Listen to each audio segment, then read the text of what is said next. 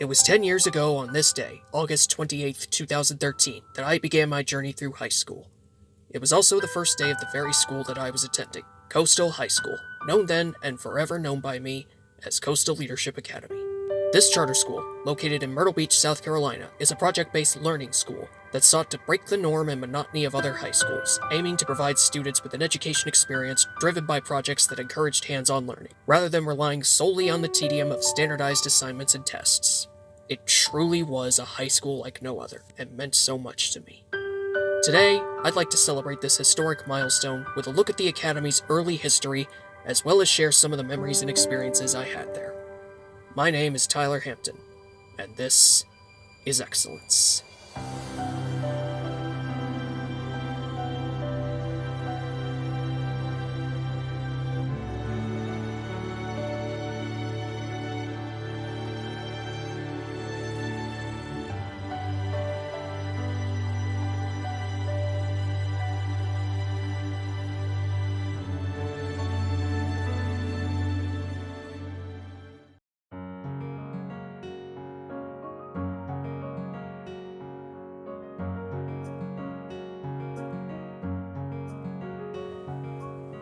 Development for CLA had begun in 2010 under the leadership of Melinda Tavernet, who sought the need for a charter high school option in the local area. Equipped with an educational background in education administration, the future Dr. Tavernet began working on the school's charter application. This involved a 250-page charter application, as well as building a board that would support the project. Though initially turned down, the South Carolina Charter School District eventually approved the application after another year of waiting. Tavernet would then spend the 2012 to 2013 school year preparing to open this school, starting with a written grant that would help secure the funds needed to build the school and provide a very small salary for the staff. But regardless of the challenges, she would not be deterred. As recounted by Dr. Tavernet, quote, "I prayed over the students, staff, finances, facility, etc. I knew this was a huge task I couldn't do by myself. I had to share the vision of the school with parents, teachers, students, investors, community members, board members, etc. It was emotionally draining but exciting at the same time. In 1 year, my goal was to enroll 150 students, secure a building, hire teachers, and order furniture and supplies before the opening of the school in August of 2013, end quote. With an approved grant of $450,000, development for Coastal Leadership Academy was soon to be underway. In the early stages, the school was planned to be housed in a local church called the Father's House, which wasn't far from what would become the Academy's final location. The building the Academy moved to had once belonged to a defunct granite company. Dr. Tavernet recounts, quote, "I was able to locate an investor who eventually helped me outfit the current building. He bought the current building and paid for the initial construction costs," end quote. The teachers and faculty moved in and began to work to educate students from that very place, remaining there to this very day. From there, CLA grew from just an idea to a living and breathing school. The students were eager to learn, the teachers were thrilled to embrace a new building and a new method, and the faculty was excited to keep the school going in the right direction. The hurdles may have been great, but CLA came to blossom into everything Dr. Tavernet dreamed of.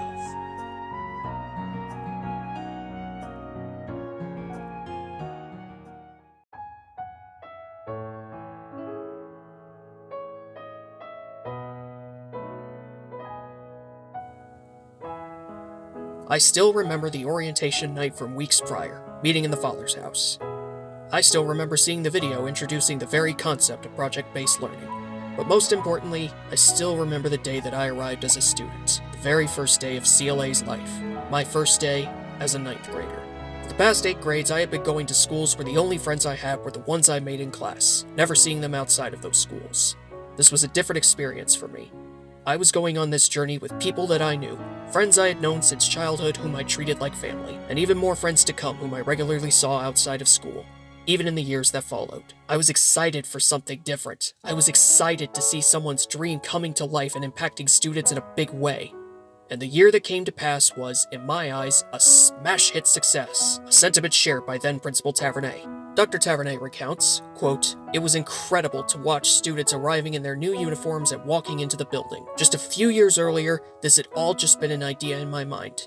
To see it become reality was almost overwhelming. A few weeks after the beginning of school rush, I was in a classroom observing a teacher and saw project-based learning taking place. I looked around the room to realize that a few months earlier, this space had been an empty warehouse. I left the class quickly and immediately went to my office to thank the Lord for all of his provisions and blessings. I was honored to have been called to help build something so unique." End quote. The photos you see on screen are taken from CLA's 2013 to 2014 academic year, including photos from both their official Facebook page and the very first yearbook. And, as stated by some of these students with quotes taken from this yearbook, I wasn't the only one who truly believed this year to be amazing.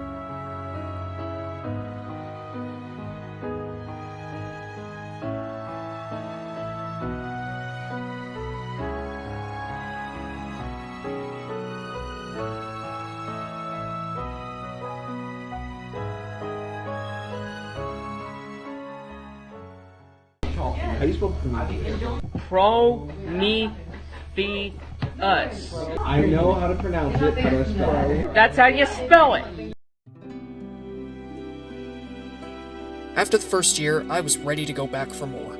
The bar was now set, and I was determined to see the journey through to the end. Equally, Dr. Tavernet was just as determined.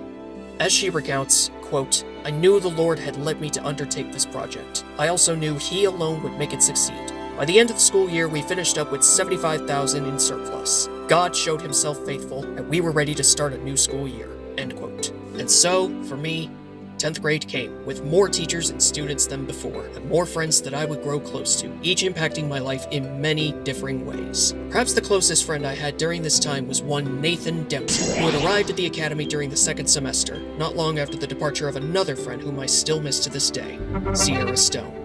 Nate was to be my high school exclusive best friend for the years that followed, as my childhood best friend, Jared Salibi, would graduate early and go off to college. Not only did Nate fill a spot in my high school life, by no means replacing Jared entirely, but he helped me to expand my creativity. You see, I had been a writer since 2010 and had begun practicing drawing as well, treating both purely as hobbies. But the first 2 years of CLA helped me to shape the future of my writing and art, not only from the PBL-focused education I had received from the teachers, but also from the friends that I had made. They were my dream team, so to speak, as we all had at least one interest or another in common with each other. These friends of mine, especially Nathan, were the catalysts for my creativity, continuing to influence my writing and art even today. To me, sophomore year wasn't just what I saw as an improvement on what Dr. Tavernet had begun, its success seemingly eclipsing the first year. It was a year that ignited a new spark of my creativity, and for that I am eternally grateful to her, the teachers, the staff, and the friends I made.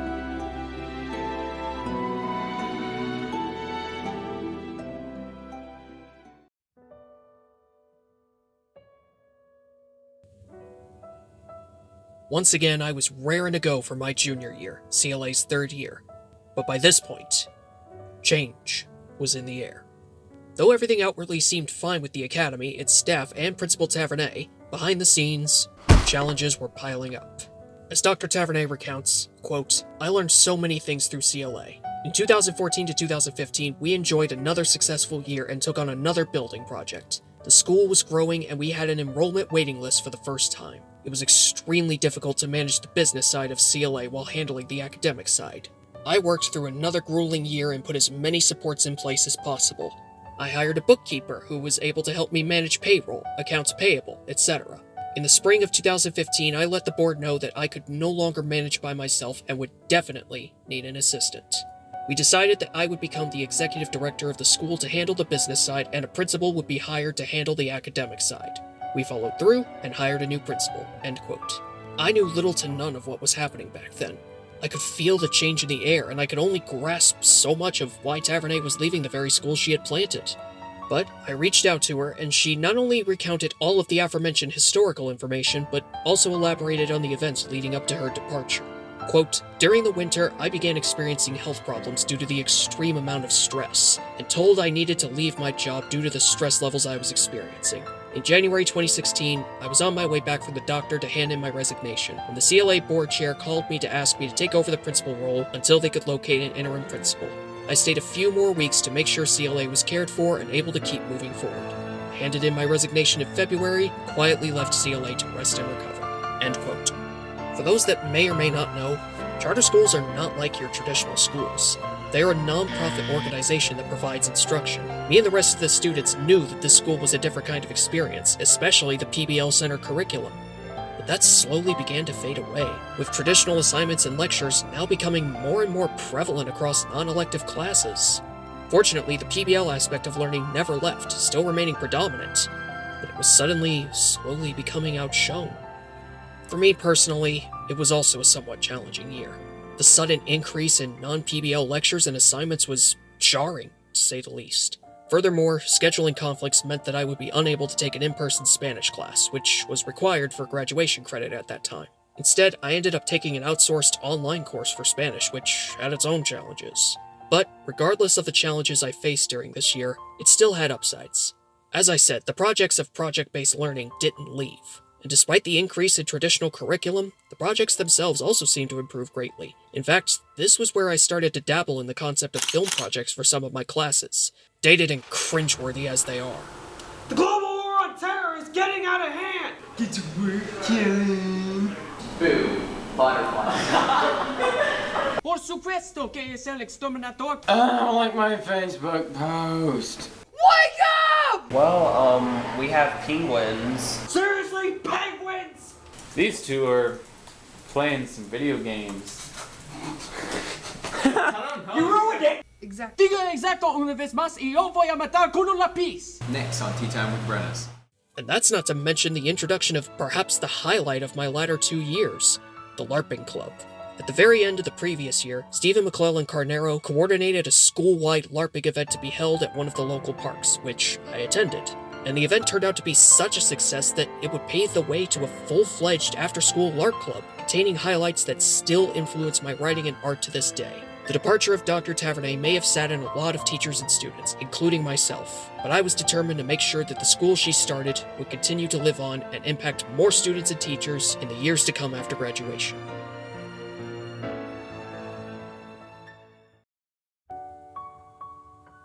(2017) Senior year. I didn't know what I was in for, as this was my last year at the school that I have been attending since it opened. Tavernet wasn't around anymore, which felt very strange to me. But I felt I owed it to her to keep the PBL aspect and atmosphere alive. But that wishful thinking was overtaken by a selfish desire to leave some sort of impact or legacy on the academy.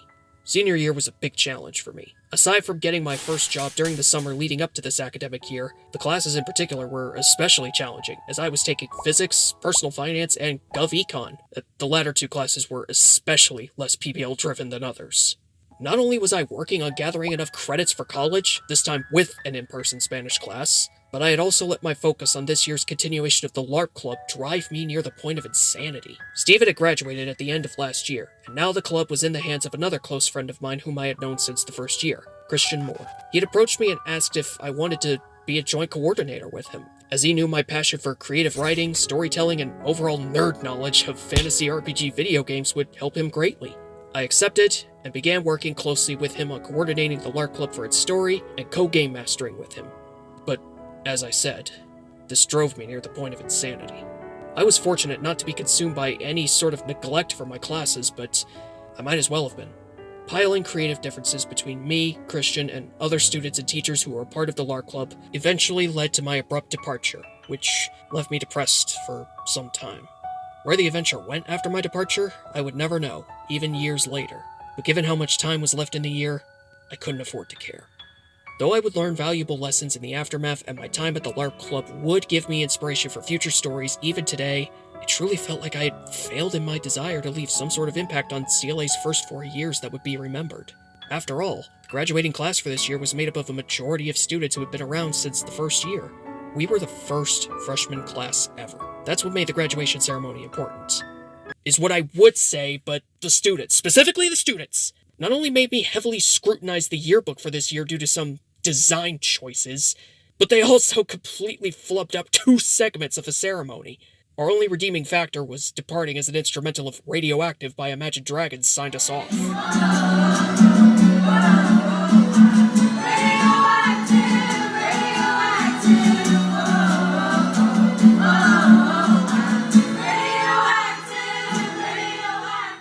Regardless of everything that happened this year, that was it. I graduated high school. I didn't care that the school I was attending was different than the others, because that's what made it so special and memorable to me. I wish there were more schools like CLA. The experiences and memories there still fill me with nostalgia to this day, as they were some of the best days of my life.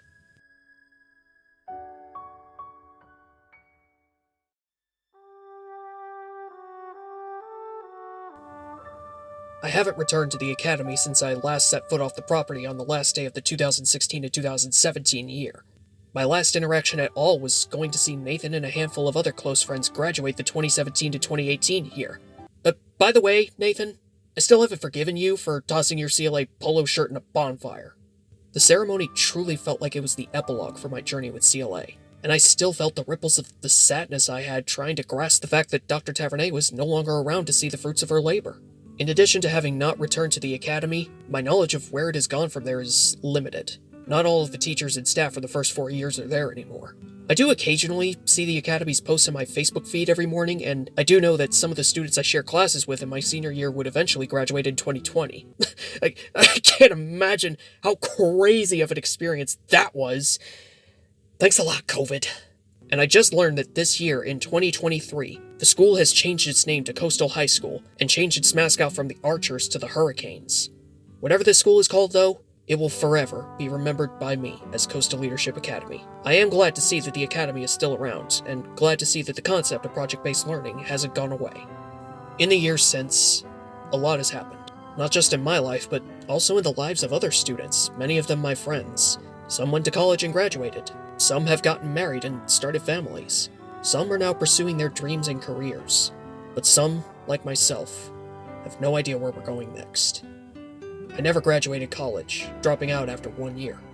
And I'm not even living in Myrtle Beach anymore, as me and my family moved back to our hometown in late 2020. But the memories and experiences I made at Coastal Leadership Academy have not left me. Like I said, the experiences there, nostalgic and all, continue to shape my creativity to this day. I can't imagine any other high school having the same effect on me. The PBL experiences, the friendships with both students and teachers, they were and still are everything to me.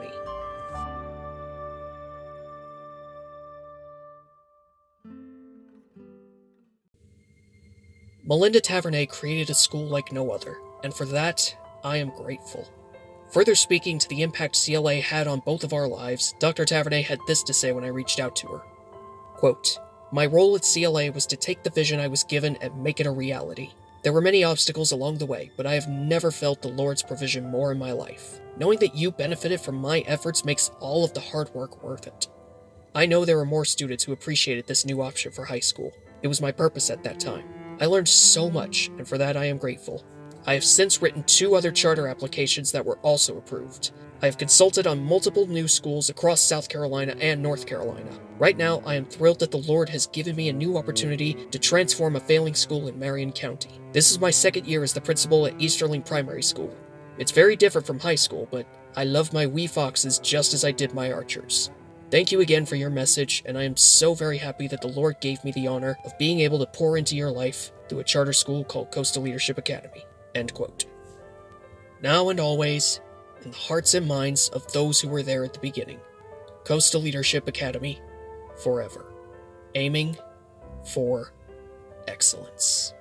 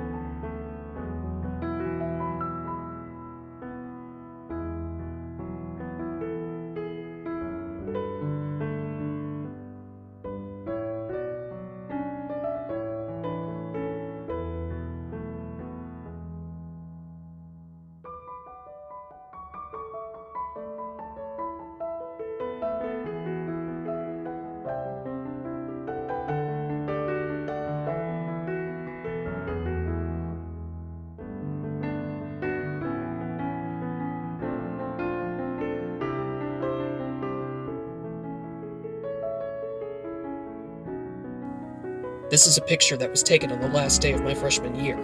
I, unfortunately, don't have the original anymore, as it was taken on a dummy phone and has since been lost. The only evidence of its existence is in a recording that I took of the photos I had on said dummy phone. But I have put my artistic skills to use in recreating this image as best as I possibly can. From left to right, Christian Moore, Caleb Salibi, myself, Jared Salibi, Sierra Stone, I miss you so much, and Ruth Salibi. Shoutouts to Hunter Collins for taking this photo. Or was it Emily K. Tavernet? I don't remember. And this is a picture I took with the group of friends I ended my senior year with. Nathan Dembski, Sean Markham, Jordan Diggs, and Kelsey Gallo. These are just some of the friends that I made during these years, many of whom I consider to be my dream team. But to all the other students and teachers whom I got to meet during this time, from the bottom of my heart, thank you all for the memories and experiences.